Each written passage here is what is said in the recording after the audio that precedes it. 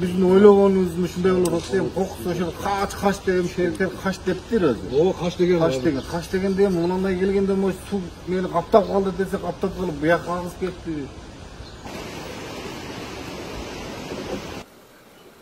Сиздер көрүп турган көпүрө бул ушул Ак Бура дарыясынын аркы жээги менен берки жээгин бириктире турган көпүрө.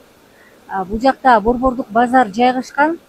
Алдын ала маалымат боюнча ушул изделип жаткан аял киши дагы ушул көпүрөнүн үстүндө соода өзүнүн түйүнү болгон экен. Жөнүм Батыралиев Нурлан. Мен ушул Базарбаева Айнагүлдүн бөлөсү болом. Бул кадымдашым ушул жерде 1-2 жылдан бери соода кылат эле. Ушу соода кылып отурган жеринен ушул Кудайдын эмеси менен сел келип, селден кача албай калганбы, селде агып кеткенби, онусу белгисиз болуп атат. Ошону издеп атабыз эми ушул МЧСтерге кошулуп, өзүбүз дагы кошулуп аракет кылып.